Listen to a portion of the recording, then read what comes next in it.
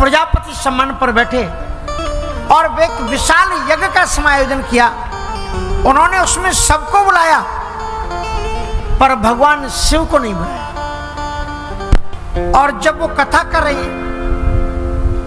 जीवन अगर नीरस हो जाए तो उसको सरस बनाने का तरीका है। कल मैं बता रहा था कि राम कथा सबसे श्रेष्ठ साधन है जीवन को सरस बनाने का। सती जी ने भगवान शिव से कहा कि आकाश मार्ग से सारी देवांगनाएं मेरी बहनें, उनको पता कैसे लगा? क्योंकि चंद्रमा अपनी 27 पत्नियों के साथ में दक्ष के यहाँ जा रहे और वो दक्ष की बेटियां उन विमानों में बैठे हुए मंगल गीत करते हुए चली जा रही थी। सती जी ने उनकी आवाज पहचानी। उनका सब वहां जा रहे हैं, हम नहीं जा रहे। भगवान शिव ने बताया कि इस यज्ञ का उद्देश्य देव आराधन नहीं है। किसी भी साधना में दो चीजों का होना बड़ा महत्वपूर्ण होता है और वो दो चीजें होती हैं, एक श्रद्धा और दूसरी चीज विश्वास। आप जिस देवता का यज्ञ कर रहे हैं उसमें अगर आपको विश्वास नहीं है, उसमें अगर श्रद्धा नहीं है तो उस पूजन का कोई अर्थ नहीं है। दक्ष ने जो यज्ञ किया इसमें दो चीजों को नहीं बुलाया, एक तो शिव को मानी विश्वास को नहीं बुलाया और सती मानी जिज्ञासा को नहीं बुलाया।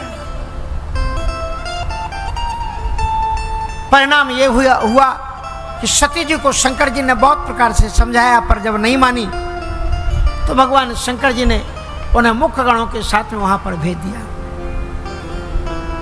और दक्ष त्रास काहू ने सन्मानी। यहां पर बहुत सी माताएं बेटियां बैठी हुई, उन्हें अनुभव होगा कि जब आप अपनी ससुराल से अपने मायके के लिए जाते हैं तो मन में कितना उल्लास और कितनी उत्सुकता होती है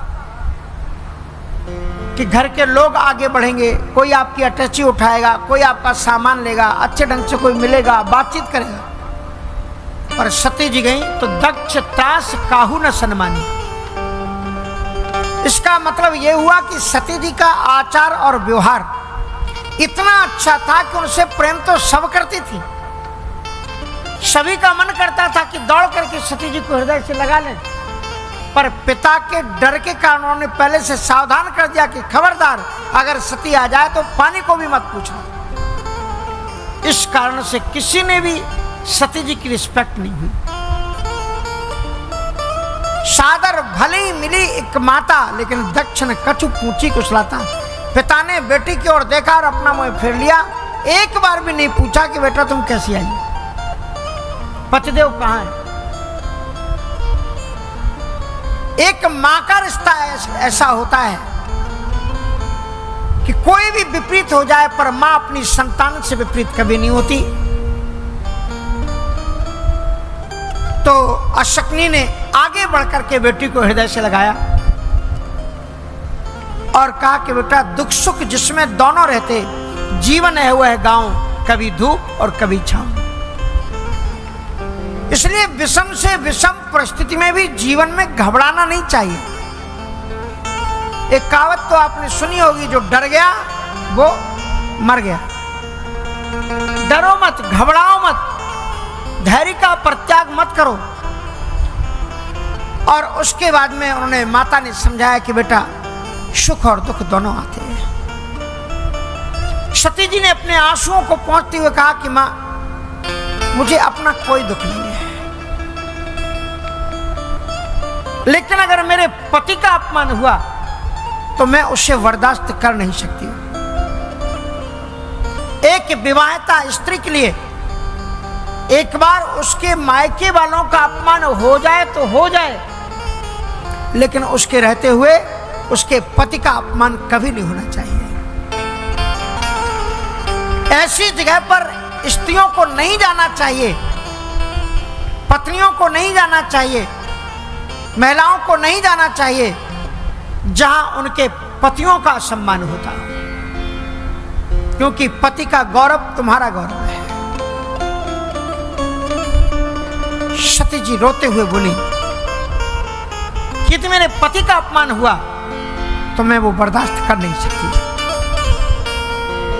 और सती जी उसी समय यज्ञ स्थली में गई। तो ये जो यज्ञ है, त्रेता विविध यज्ञ नर करहि, हरहि समर्प कर्म भव तरहि।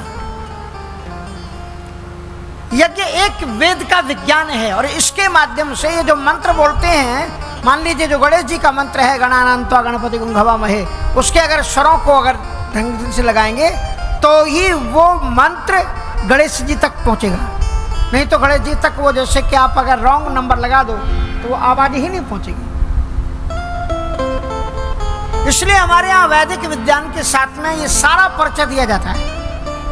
जैसे आप कोई नई कंपनी की स्थापना करते हो तो आप सरकार के पास में पहले प्रोजेक्ट भेजते हो कि हमारी इस नाम की कंपनी इस जिले में खुल रही, इस जगह पर खुल रही, इस गांव में खुल रही, गांव के दक्षिण दिशा में, इस दिशा में, उस दिशा में, इतने लोग मिलकर के इतना विनिवेश करेंगे और ऐसे करेंगे। ये क्या है? हमारे यहाँ पर संकल्प में पूरी चीज हम ईश्वर को बताते हैं कि विष्णु विष्णु विष्णु राज्ञा प्रवर्तमान से अद्य ब्रह्मणोनि द्वितीय परादेश श्री श्वेतवाराय कल्पे। हम किस युग में हैं, कहाँ पर हैं, किस जगह पर हैं, किस नदी के किनारे हैं और किस उद्देश्य से कर रहे हैं। विष्णु जी ने कब आपको आज्ञा दे दी?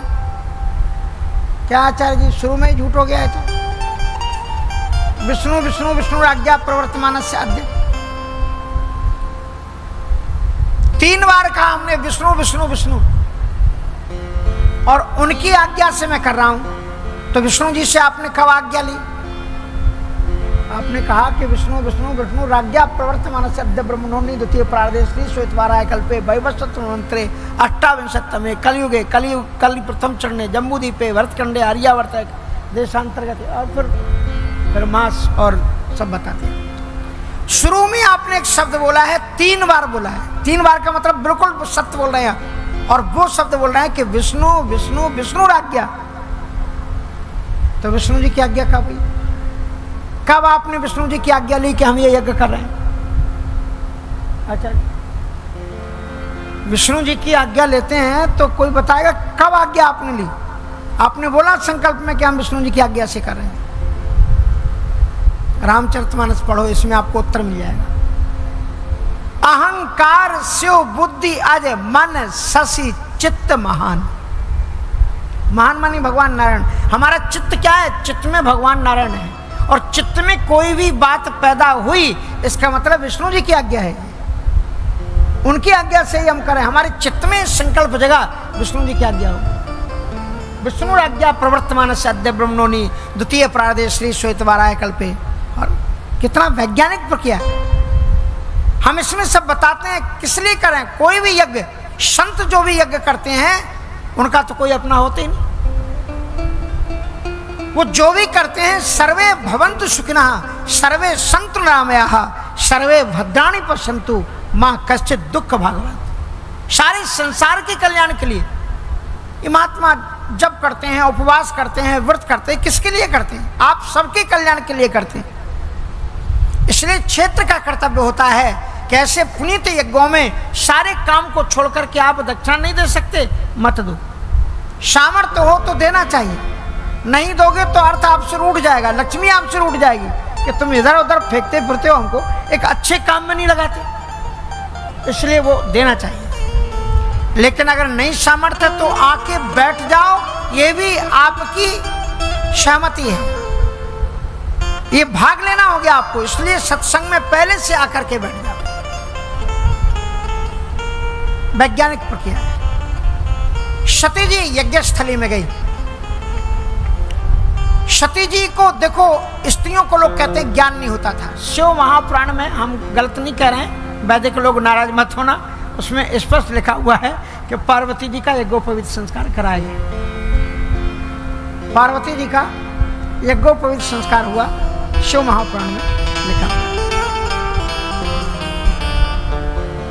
मानी स्त्री को भी पूरे वैदिक ज्ञान को रखना चाहिए, क्योंकि सबसे पहले बच्चे के अंदर में जो संस्कार का बीज डालेगी वो माँ ही डालेगी। संस्कृत कहाँ चलेगी? कौन है इसका जिम्मेवार? जिन लोगों ने भी स्त्रियों को संस्कृत से वंचित किया है वे लोग ही इसके जिम्मेवार हैं। क्योंकि जो भाषा माँ नहीं बोलती वो भाषा मातृभाषा का दर्जा खो देती है। जो माँ नहीं बोलती वो बच्चे को कैसे सिखा सकती है? आज हम लोगों को संस्कृत कठिन क्यों लगती है? क्योंकि मेरी माँ नहीं बोलती है। इसलिए there is very important to teach Sanskrit language for every ladies, every girl, every women. सबको, सारी स्त्रियों को ये भाषा जानना चाहिए, विज्ञान जानना चाहिए। इतने नए नए प्रपंच आज के युग में खड़े कर रहे हैं। कथा नहीं कर सकती स्त्रियां, तो ये नहीं कर सकती, वो नहीं कर सकती, फलाना नहीं कर सकती, जैसे सबके ठेकेदार हम ही। अरे पूरा पढ़ तो लो सब ग्रंथों। इसलिए जो है हर एक चीज को, चाहे पुरुष को आए चाहे ना आए, स्त्रियों को आना जरूरी है।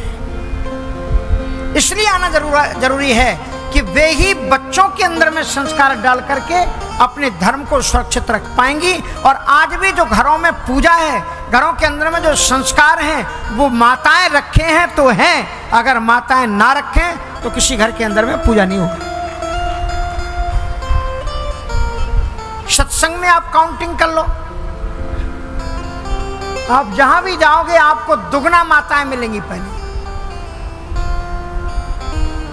और जिम्मेवारी घर की उनकी ज्यादा। सब कुछ करने के बाद में सत्संग में पहले आकर के बैठ जाएंगे, हाथ जोड़ करके कहेंगी, देखो हम आपसे कहीं जाने को कहते हैं क्या? हम कहीं नहीं जाते, हम घर के ही काम करते रहते हैं। ये कथा हो रही, कथा में तो हमें पहुंचा दो। तो पतियों का कर्तव्य है कि उन्हें अपनी पत्नियों को, बच्चों को, सबको लेकर के सत्संग में जाएं। भगवान शंकर जी गए तो अकेले नहीं गए, सती जी को लेकर के गए, पार्वती जी को लेकर के सत्संग करते।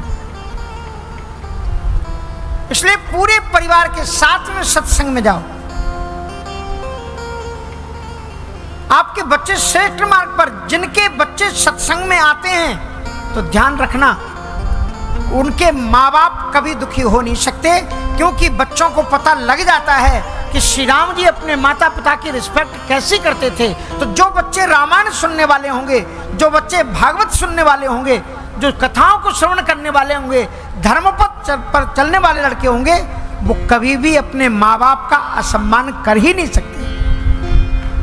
अगर तुम चाहते हो कि तुम्हारा जीवन बुढ़ापे का अच्छा बीते, तो आप अपने बच्चों में धार्मिक संस्कार दे दो।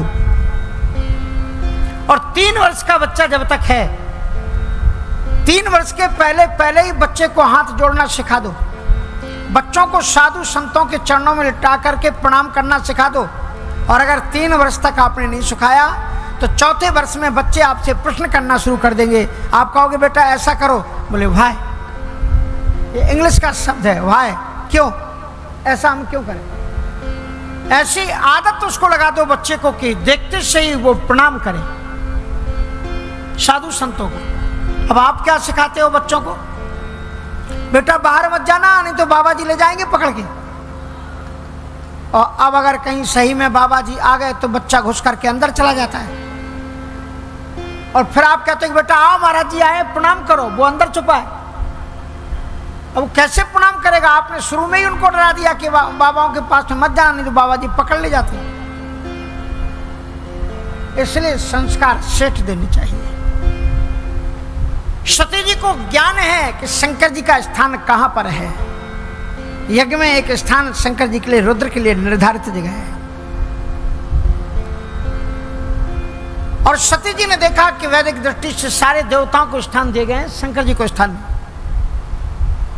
सती जाए दे क्यों तब जागा, सती जाए दे क्यों तब जागा, कतहु न दे शंभु कर कतहु न दे शंभु कर।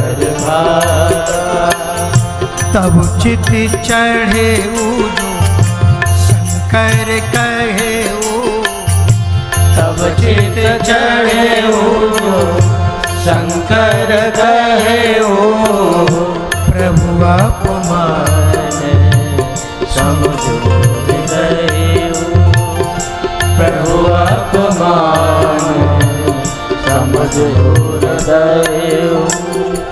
सती जी ने यज्ञस्थली में देखा कि सारे देवताओं को यद्यपि आए नहीं है पर आसन दिया गया, शंकर जी के लिए आसन भी नहीं था। और ज्यों ही सती जी पहुंची त्यों ही सारे जो बैठे हुए यज्ञ में लोग थे उन्होंने उन्हें देख करके शंकर जी का मजाक करना शुरू। वो आ गई, औगड़दानी की पत्नी जी आ गई, सती जी आ गई। और उसी समय पर सती जी क्रोध में तमतमा करके सकल सभाएं हट हटक तब बोली वचन सको।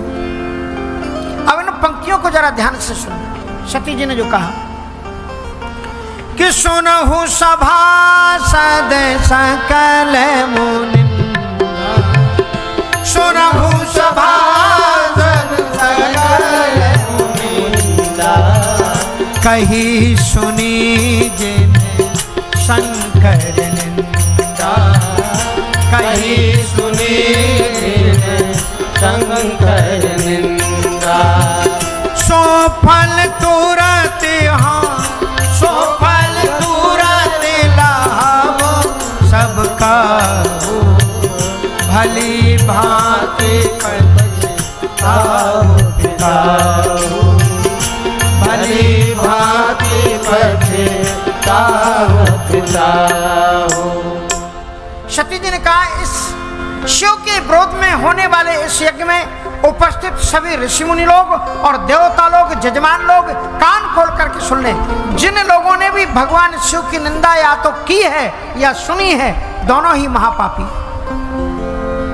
यदि तो एक क्षरम नाम गिने रितम नाम सकृत प्रसंगा दगमा सुहंति तत्, अपवित्र कीर्तिम तमलंग शासनम भवान हो दुष्टि शिवम शिवेतर।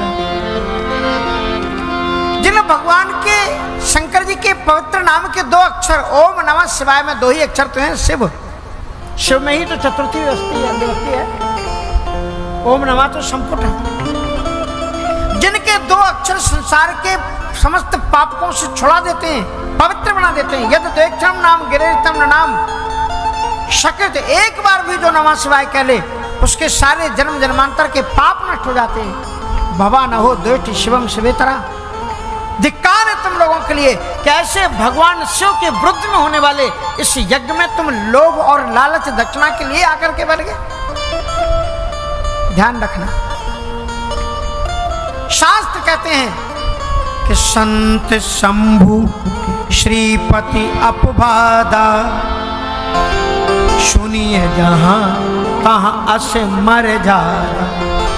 जहां पर शिव और नारायण का अपमान होता हो, उनकी निंदा होती हो, संतों की निंदा होती हो, अगर बस चले तो निंदा करने वाले की जीव निकाल लेनी चाहिए। काटिए तासु जीव जो बसाई, श्रवण मूद नत चलिए पराई। शिव की निंदा करने वाले की, नारायण की निंदा करने वाले की, संत की निंदा करने वाले की जीव निकाल लो। अगर बस ना चले तो निंदा को सुनो मत, कानों में उंगलियां डाल करके वहां से चले जाना चाहिए। सती जी इतना कहने के साथ में बोली कि जिन लोगों ने भी भगवान शिव की निंदा की है और जिन लोगों ने भी अपमान किया है, उन सभी को अभी का भी परिणाम यहाँ पर भोगना पड़ेगा। सती के रोम रोम से प्रज्वलित सूर्यों की किरणों की तरह एकदम अग्नि प्रज्वलित किरणों की आभा और प्रभा निकलने लगी। लोगों को उस समय पर सती जी की ओर देख पाना बड़ा मुश्किल था, इतनी तेज से प्रकाशित हो उठी, क्योंकि स्वयं प्रकाशिता देवी है। और इस प्रकार से जब वो देख रहे थे, सब ऋषि मुनि लोगों में भगदड़ मची। उसी समय पर दक्ष सती जी की ओर बढ़े, कहा बेटी तुम क्या कर रहे हो? और अपनी ओर आते हुए पिताजी को देख करके सती जी ने कहा खबरदार पिताजी, मेरे पास मत आना, मुझे स्पर्श मत कर लेना। मेरे जीवन में कभी मुझे दुख नहीं मिला। मैं इतनी सौभाग्यशाली हूं कि मुझे पति इतना महान मिला कि मैंने उसके इष्टदेव की परीक्षा ली, उनके दिल को दुखाया, लेकिन मेरे पति ने दिल में छुपा लिया। मुझसे एक बार भी शिव जी ने यह नहीं कहा कि सती तुमने गलत किया। इतने महान मेरा पति।